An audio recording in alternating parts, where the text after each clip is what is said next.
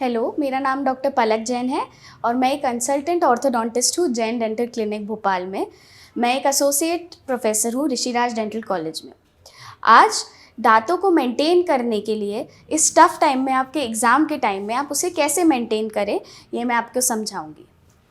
Brushing सबसे important चीज़ है जो दांत को अपनी पोजीशन पे रखती है और दांतों को किसी भी कैविटी की तरफ जाने से रोकती है। ब्रशिंग कम से कम 2 बार करनी चाहिए, एक बार सुबह और एक बार सोते टाइम करनी चाहिए। ब्रशिंग कैसे करनी चाहिए?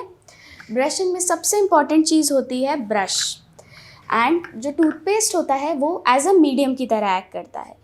टूथब्रश के 3 पार्ट्स होते हैं, जो कि होता है एक हेड, हैंडल और ब्रेसल्स। जो हेड होता है वो छोटा या नॉर्मल साइज़ का होना चाहिए, जिससे कि वह सबसे पीछे से पीछे दांत को क्लीन कर सके। नंबर 2 इज़ इसका हैंडल। हैंडल बड़ा होना चाहिए कि वो पीछे की तरफ उसको सपोर्ट कर सके। नंबर 3 इसका ब्रेसल है।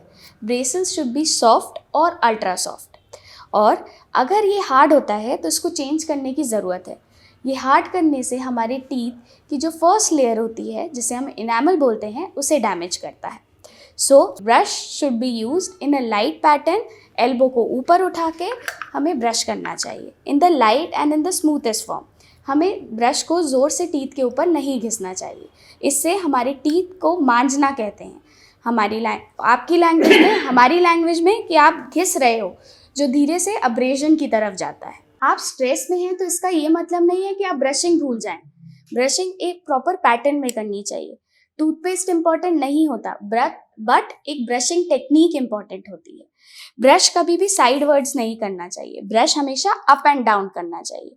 Up and down in the interior region and both the sides always in the round motion.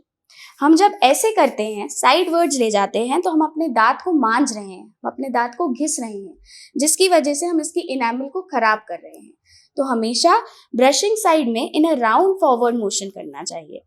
और हम जो टीथ निगलेक्ट करते हैं वो है लोअर एंटीरियर का पीछे वाला पोर्शन। ये वो एरिया है जिसमें सबसे ज़्यादा प्लैक या टार्टर जमता है। इसका सबसे इम्पॉर्टेंट रीज़न है कि हम यहाँ ब्रशिंग नहीं करते, हम ऊपर ऊपर से निकाल देते हैं। और दूसरा कि यहाँ पे एक सलाइवरी ग्लैंड मौजूद होता है जिसमें से केमिकल्स निकलते हैं, वो और सपोर्ट करते हैं ये टार्टर बनने को। तो इट्स वेरी इंपॉर्टेंट कि फर्स्ट आप अप एंड डाउन ब्रश करें, फिर दोनों साइड ऐसे राउंड मोशन में करें, एंड थर्ड टाइम इसको नीचे से ऊपर के साइड निकालें पीछे से, जिससे कि बचा कुचा प्लैक, कैलकुलस जितना भी बचा है हम वो निकाल सके। क्योंकि एक बार अगर वो लेयर कड़क हो गई तो वो आपसे नहीं निकलेगी, आपको एक डेंटिस्ट अपॉइंटमेंट की स्ट्रिक्टली ज़रूरत होगी। ब्रशिंग कभी भी 90 सेकेंड से 120 सेकेंड से ज़्यादा नहीं करनी चाहिए।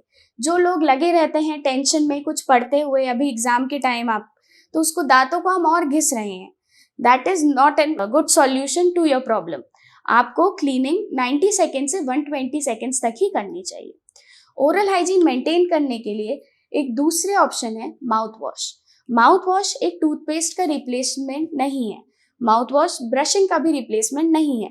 माउथ वॉश बस वो एरिया को क्लीन करने में हेल्पफुल है जहाँ पे हमारा टूथब्रश नहीं पहुँच पाता है, जैसे कि पीछे के एरियाज जो हम क्लीन नहीं कर पाते हैं। माउथ वॉश एक डेंटिस्ट के प्रिस्क्रिप्शन से ही लेना चाहिए और उसका कंटेंट देख के ही लेना चाहिए। उसमें अल्कोहल होता है जो कि 1 मंथ से ज़्यादा कंटिन्यू नहीं करना चाहिए। Number 3 is water flosser. Water flosser आपके दांतों के बीच वाले एरिया से जिसके में गैपिंग होती है उनके क्लियर होने में हेल्प करता है। तो मेक श्योर कि आप वाटर फ्लॉसर को प्रॉपर यूज़ करें। जब आपका खाना पीछे फंस जाता है तो वाटर फ्लॉसर को पीछे लगा के उसका स्प्रे ऑन करिए, जिससे थोड़ा भी खाना पीछे फंसा हो तो वो निकल जाए आराम से। अब मैं आपको 4th ऑप्शन बताती हूँ, that is flossing. Flossing at least once a day आपको ज़रूर करनी चाहिए। फ्लॉसिंग कैसे करते हैं, फ्लॉसिंग इम्पॉर्टेंट है कि नहीं?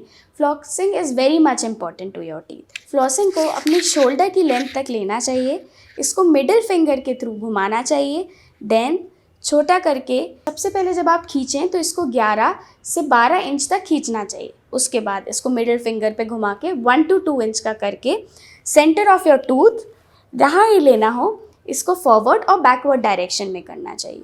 इसको रफली ऊपर नीचे नहीं करना चाहिए। अगर आप रफली करेंगे तो इसमें ब्लीडिंग होगी। इसलिए कुछ जब भी आप करने की पहले कोशिश करते होंगे तो आपको ब्लीडिंग आती होगी, तो आपको उसकी वजह से टेंशन होता होगा कि क्यों ब्लीडिंग आ रही है। इसलिए फ्लॉसिंग घिसने के लिए नहीं है, फ्लॉसिंग बस कोई भी चीज़ को जो आपके दांत में फंसी हो उससे रिमूव करने के लिए है।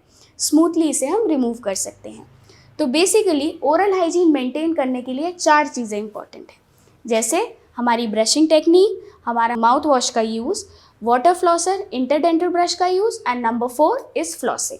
So do this in your exams, before your exam, do not forget any of these 4 factors, क्योंकि ये फैक्टर धीरे धीरे आपके गम डिसीज़ को बढ़ाते हैं।